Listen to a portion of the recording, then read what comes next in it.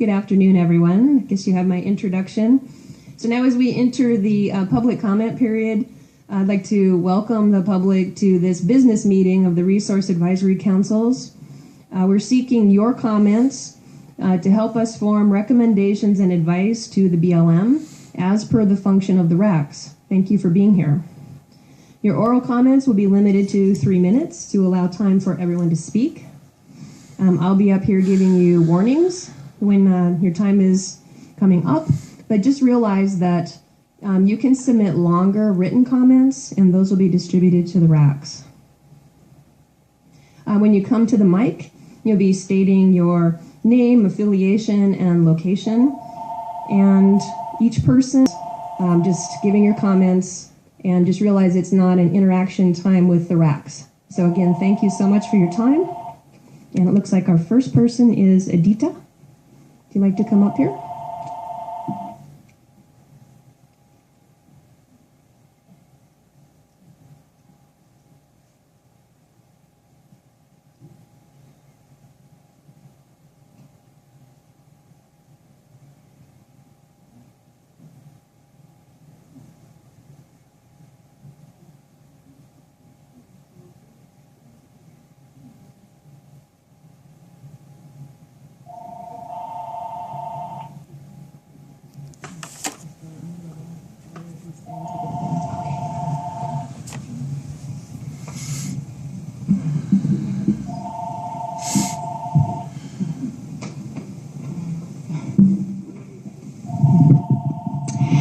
Hello, my name is Adita Bernkrant, and I'm the campaigns director for Friends of Animals. I came from our New York office.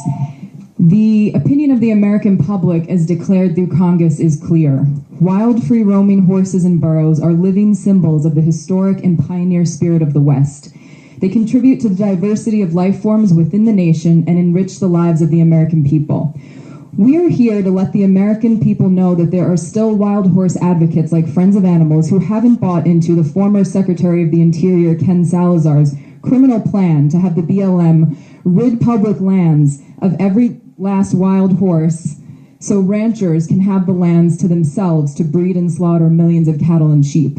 2 weeks ago, a federal judge agreed with Friends of Animals and Protect Mustang's motion for a preliminary injunction to stop the BLM's roundup and removal of 200 wild horses in Nevada's Pine Nut Herd Management Area and the roundup of another 132 wild horses so that an estimated 66 mares could be given the fertility control PZP. This victory for wild horses reflects rising concerns about rounding up and drugging wild horses with PZP. FOA promises the American public we won't allow the BLM to continue to break the law by relying on outdated environmental assessments and artificially low appropriate management levels dreamed up by the BLM to justify their assaults on wild horses. We want the public to know that BLM roundups, which destroy family and social structures in herds, and BLM's use of birth control PZP, which is a registered pesticide, are not the only options for wild horses. FOA has filed a legal petition with the U.S. Fish and Wildlife Service to list North American wild horses on public lands as threatened or endangered under the Endangered Species Act, since the Wild Free-Roaming Horse and Burro Act, which was passed in 1971, has failed to protect our wild horses. 6 states have lost their wild horse populations already. It's a crime today that there are more wild horses trapped in miserable holding facilities, approximately 47,417, than the estimated 40,815 that are living free on the range. Listing wild horses, which the BLM claims are non-native despite scientific evidence, would provide needed regulation to halt further exploitation of the species, particularly roundups and birth control, both equally inhumane. Recent studies have revealed adverse effects of PZP, that it sterilizes wild horses after multiple uses and results in risky full birth out of season and significant behavioral changes that can affect the health of the herd. Plus, in most cases, even the BLM admits this, wild horses would still have to be captured to be treated with the pesticide before being released. 30 seconds. We are here to tell the BLM's Resource Advisory Councils in Nevada to insist the agency reevaluate resource management plans fairly instead of giving the majority of the forage to cattle and sheep ranchers. Under no resource management plan are cattle and sheep prohibited from grazing on wild horse herd management areas. That's an outrage. Just right here in Nevada, in the 75 allotments overseen by the BLM Sierra Front Office, there are 15,540 cattle, 22,685 sheep grazing throughout the year. That same field office oversees 4 herd management areas, including the pine nut. Yet the combined appropriate management levels is just 337 horses. That's a 114-to-1 ratio of cows and sheep to horses. There are not too many wild horses. There are too many cows and sheep. Thank you. Thank you.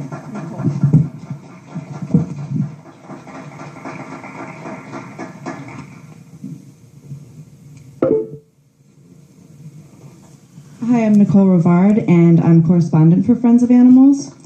As Friends of Animals' legal petition to get wild horses listed as threatened or endangered under the Endangered Species Act states, the loss of genetic viability in America's wild horse population due to BLM management is a real concern. BLM's management has divided wild horses into such small herds that they are susceptible to being wiped out completely. The Equid Specialist Group of the IUCN Species Survival Commission recommends minimum populations of 2,500 individuals for the conservation of genetic diversity. Only a small fraction of herd management areas contain more than 1,000 horses. There are only 2 in Nevada, and no single HMA anywhere has a minimum viable population size of 2,500 animals. So additional roundups, as well as consideration of fertility control, should be removed from district plans throughout Nevada immediately, if not sooner. The widespread use of PZP is really very contrary to the core intent of the Wild Horse and Burro Act, which was to restore wild horses as naturally integrated, harmonious components of public land ecosystem, who are not overly tampered with. Deciding which animal should give birth or not is very invasive, unacceptable to do to these wild animals. We urge the BLM to look beyond data provided by the Humane Society of the United States, which has a vested interest in PZP as it is the registrant of the pesticide, and Jay Kirkpatrick, the director of the Science and Conservation Center, which produces the active ingredient in PZP. Newer studies have revealed adverse effects. For example, BLM's discussion regarding a population control program in the environmental impact statement administered by the Carson City District is inaccurate and unsupported. They claim fertility control limits the stress of pregnancy on mares and helps stallions, as they will not be exerting extra energy fighting to control mares or raising foals. However, what about the stress on mares of not being able to get pregnant as nature intended? A 2009 Princeton University study of the horses on Shackleford Banks in North Carolina, who started getting drugged with PZP in 2000, showed that prolonged infertility has significant consequences on social behavior. Researchers found that females who were receiving contraception were much more likely to change groups. Normally, bands are really very stable, says researcher Cassandra Nunez, and mares will stay with males much, if not all, of their lives. 30 seconds. That stability is really important for the health of the group members. Foal mortality increases when there are a bunch of different changes, and parasite load of animals in the group can go up because they are getting more stressed. Nunez also found that recipients of PZP also extend the receptive breeding period into what is normally the non-breeding season, resulting in full birth out of season. She also noted it's taking a while for the contracepted mares who were taken off PZP in 2009 to respond physiologically. So that flexibility that you think you have with PZP, it's not really that flexible.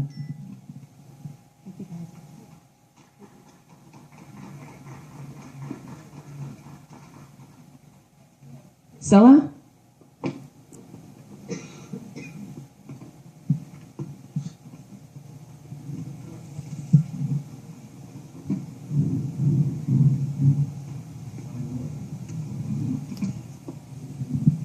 Hi, everyone. I started working at Friends of Animals, an international animal advocacy group, in 1974.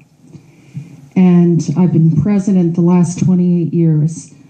What I've seen take shape even in this room is a philosophy that I think is outrageous.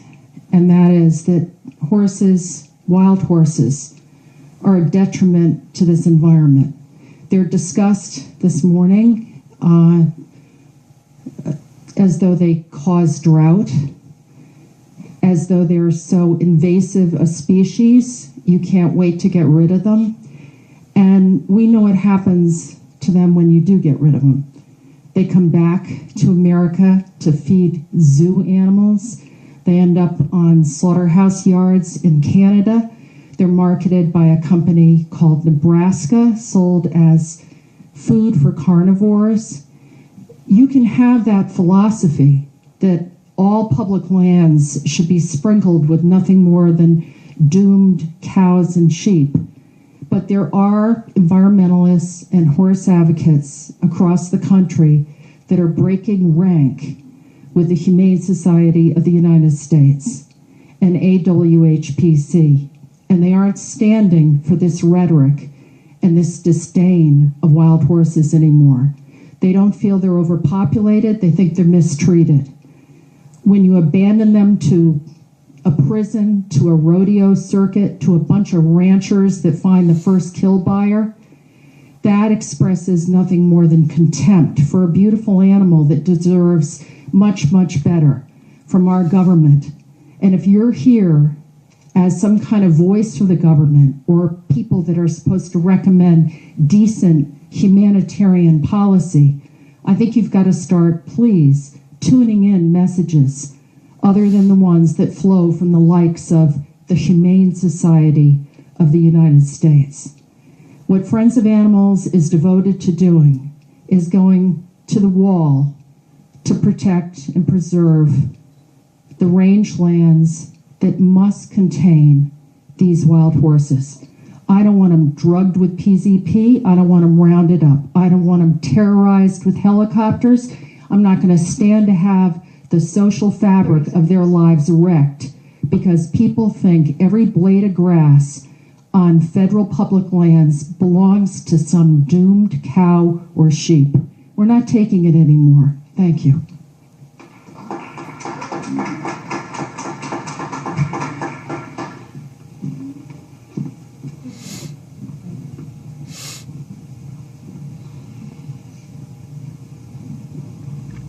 Hello, I'm Chris. I am here on behalf of Protect Mustangs.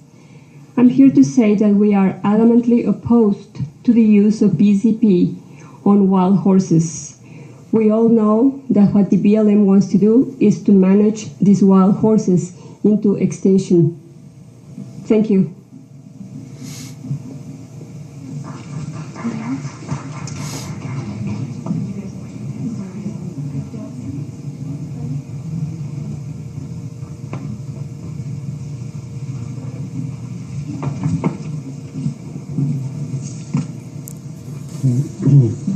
My name is Craig Dowder.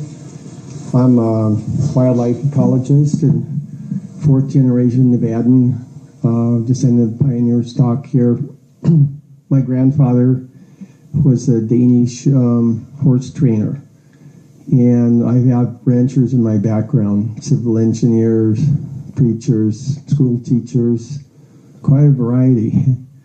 Anyway, I decided I always was pretty related to the natural worlds. When I grew up a lot there in Carson Valley, I'd go out and see the wild horses. And they actually inspired me to continue on my work, become a biologist and wildlife ecologist. I wrote an earlier book when I first got my master's called Wild Horses, Living Symbols of Freedom. I don't know if any of you have seen that, but I decided to write a more ambitious book, which I'd like to gift to the entire committee to use as you see fit or pass around. If you want more copies, you can contact me. It's called The Wild Horse Conspiracy, so here it is. Enjoy. And yeah, as I said, I really feel that the few horses that are here are quite sparsely distributed. And yet these are one of the most deeply rooted species in North America. From my studies of evolution, I see the horse family is really, truly one of the most ingrained native presences. And that's not just horses, it's burros and zebras. They all originated here, and for many millions of years they evolved here. And I would like to point out to you that these are not ruminants, that the great preponderance of grazing animals in North America are ruminant, like the deer and the bison, bighorn sheep, whereas the horse and the burro are a cecal or a post-gastric digester. Consequently, as in my role as an ecologist, I dealt in a little more there, and I found that actually in their droppings, they greatly enrich soils to a greater degree and also bolster the food chain or web. They also seed a lot more seeds of many different plants. So basically, I'm very disturbed that I notice year after year the situation seems to get worse, and there are more zeroings out. And I'm quite identified with these animals.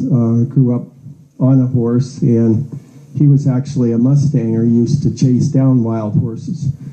But I always felt he had a great natural affinity for his kind, and that greatly moved me. So perhaps I'm a bit more identified with horse kind than I am with humankind, which is why I try to stand up for them. And I have plenty of copies here, so I can give you all my copies. Thank you, Kurt. So everyone can have a copy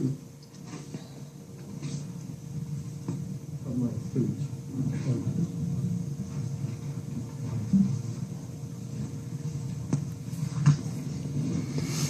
Thank you, guys. Ann Novak.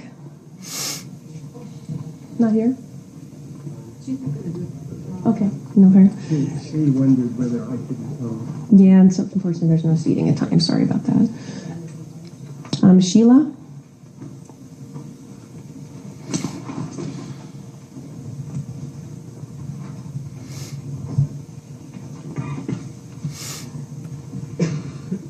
You guys all saw those, right?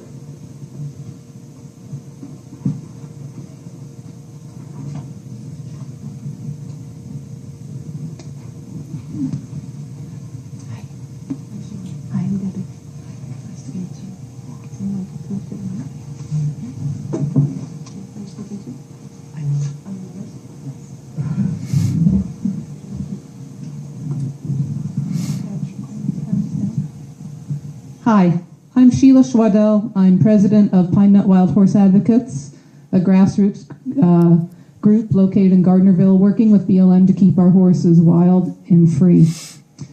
Our organization is a coalition partner of the American Wild Horse Preservation Campaign, also known as AWHPC, which is a national grassroots advocacy and educational effort endorsed by a coalition of more than 60 organizations.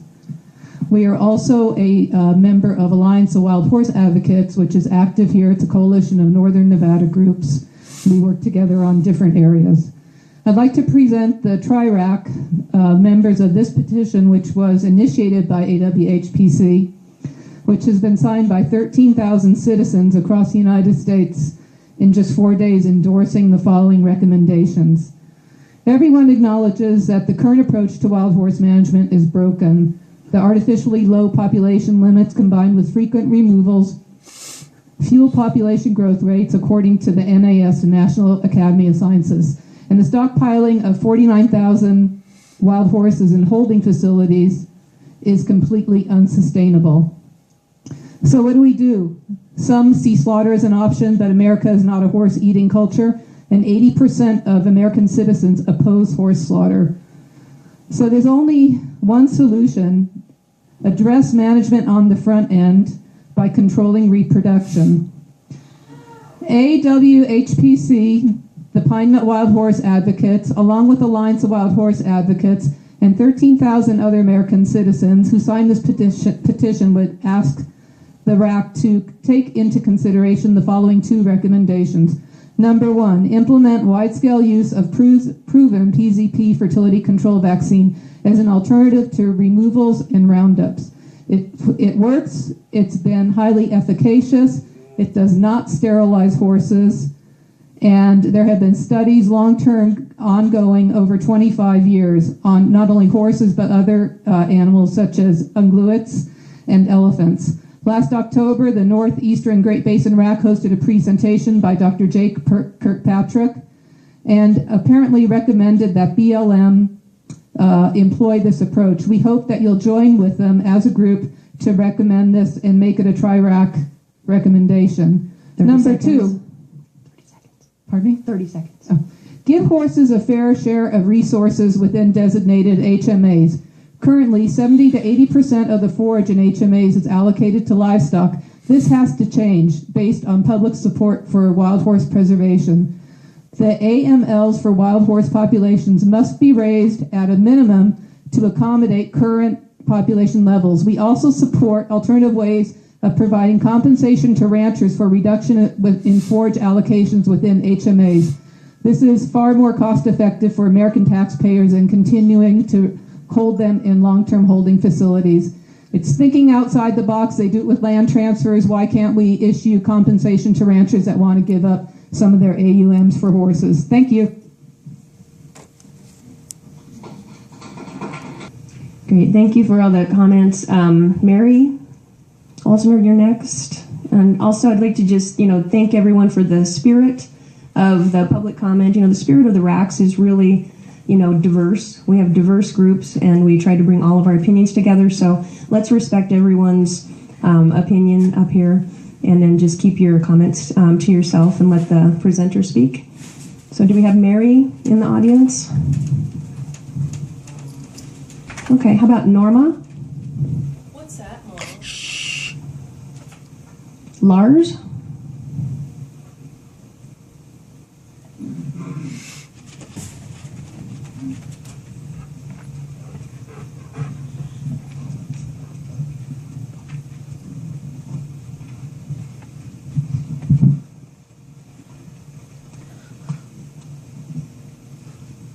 Good afternoon. My name is Lars Hansen. I don't belong to any organizations. Actually, I'm not speaking on anyone's behalf, except for many of my friends here in Nevada. I've been living here, working here, and enjoying the many benefits of the state for over 50 years.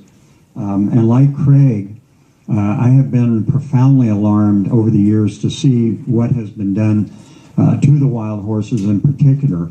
I don't want to belabor the points that have already been made really well in terms of the damage and the inefficacy of PZP as an alternative. But what I want to say, I was a former federal law enforcement officer myself, and the worst thing we had to worry about was a lot of drunk Canadians coming across the border on weekends. So, I understand the ideology, if you will, of encroachment. But as these ladies and Craig have pointed out very effectively, what we're talking about here, and let's really be honest with ourselves. I mean, whatever you take away from this meeting today, let's really be honest with ourselves as human beings outside of the box of our employment.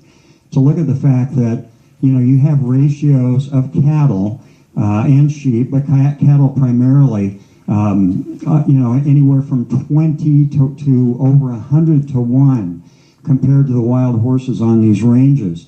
I've had the great fortune since I was a very young boy to live and grow up and work on ranches. I still live by choice on a hobby ranch right now, about 10 miles down a dirt road from the Palomino Valley concentration camp, as I call it. I know that there are very many very conscientious people within the BLM who actually do give a damn about these horses, but they're following orders. I also know of people who work for the BLM that say what they're doing is wrong and has been wrong for a long time. There is a better way. There's a much more effective way to manage these animals on the areas that have been assigned to them. The Wild Horse Anti-Act, which I can't remember the formal name, that was enacted over 40 years ago, made it really clear. And anybody with half a brain can see that there have been continuous and ongoing encroachments against the wording of that act. The first recommendation I'd really like to make is that it be restored in its entirety. And again, I would just appeal to you as human beings first and foremost, and then certainly in your professional capacity, to listen very closely to what these other people have said and really think about it. The wild horses really are the last living symbol in this country of wildness and freedom, and certainly here in Nevada. So I exhort you to take this into account and analyze very, very carefully a lot of the misleading information you have been given from other sources. Thank you very much. Thank you, Lars. Marion, are you here? Marion Finnegan?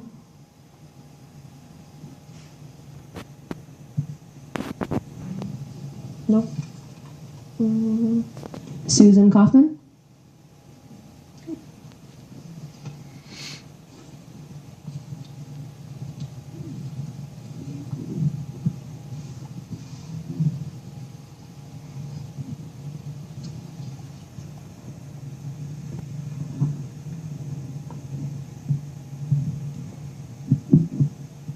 Hello, everyone.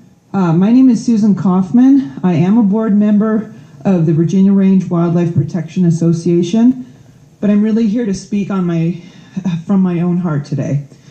I'm an equestrian journalist who writes for major industry publications such as Equus, Trailblazer, and Western Horse Review.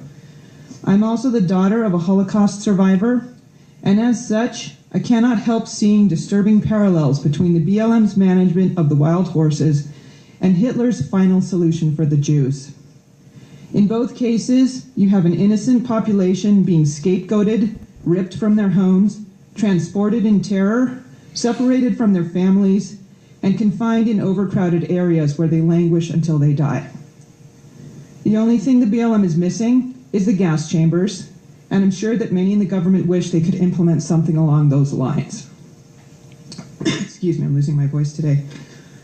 The entire process is a flagrant violation of the law our nation put into place to protect these horses, and I would like to know how the BLM plans to rectify this untenable situation. I would encourage you to shift your efforts to humane, on-the-range management of these horses, including fertility control if we have valid studies showing it is necessary, which I have yet to see. I would also like to see more public-private partnerships put into place to help manage the horses, as this would shift the burden off the government and allow for effective long-term solutions. American soldiers stood up for freedom and justice when they liberated the prisoners of Hitler's concentration camps. I call upon the American government to uphold those same values and their own laws by protecting the unparalleled symbol of freedom, the American wild horse. I am new to wild horse advocacy, but BLM, please take note. My voice is loud, my reach is broad, and I'm watching. Thank you.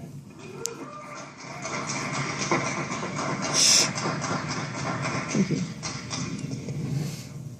Thank you. Mandy? Mandy McNitt?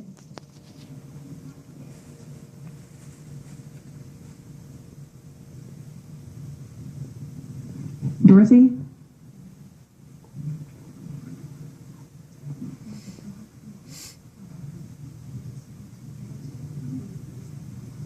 Okay, thank you. My name is Dorothy Nyland. I'm with the Wild Horse Preservation League, which is out of Dayton, Nevada. Our group is a member of the American Wild Horse Preservation Campaign, and my group is also a member of the Alliance of Wild Horses, which is a local regional group. I think all wild horse advocates would like to see the horses managed on the range. I'm hearing a lot of diverse thoughts about how that should be done.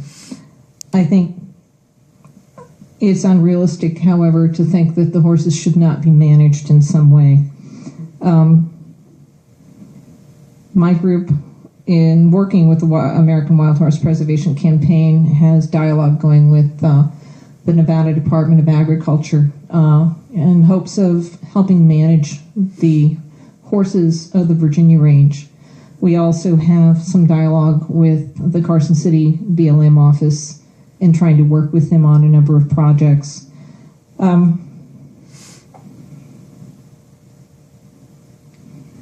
I also feel that not all ranchers are horrible people. I feel that there are a lot of good people in BLM, and I think if somehow we can all work together, we can do what's right.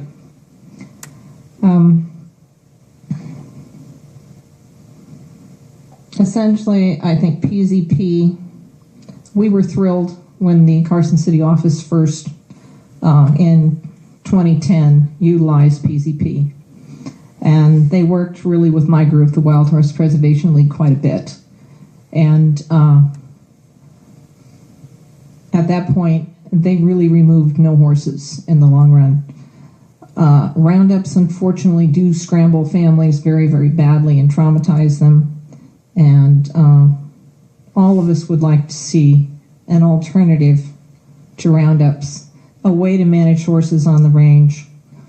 It's naive to think that they should not be managed. We have fences these days, and it isn't just horses that are stopped by fences, but a lot of different kinds of wildlife. I really appreciate the fact that the Nevada Department of Transportation is working actively to create ways for 30 seconds. Wildlife to cross highways and to create a safer road for all Nevadans.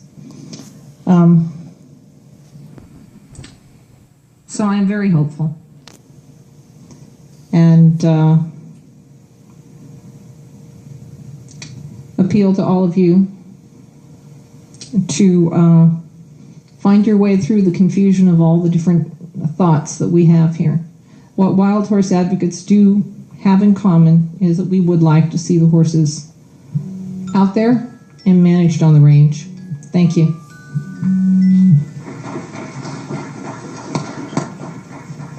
Thanks, Dorothy. Skip Martin.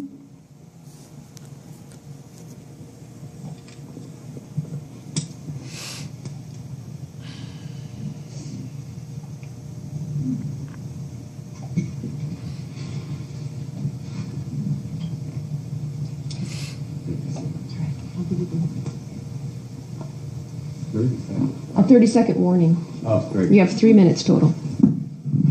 Hi, guys. My name's Skip Martin.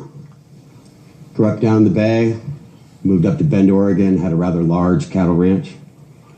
Sold that after seeing too many things up there go kind of backwards. Been down here in northern Nevada, I guess about the last 18 years. I love horses. Grew up on them in Hawaii, playing polo, training them, breaking them, the whole 9 yards, okay? I got a cowboy hat, a little bigger than yours, sitting on the table down there. Long story short here is I'm kind of new to what we're all here about today, at least what my fellow constituents are discussing. But I plan on getting involved, and plan on getting involved in a big way. And I've got a lot more energy and a lot more enthusiasm than a 50-year-old guy really should have. So I'm not going to take your 3 minutes here, but know that you will be getting and hearing and knowing and learning about me.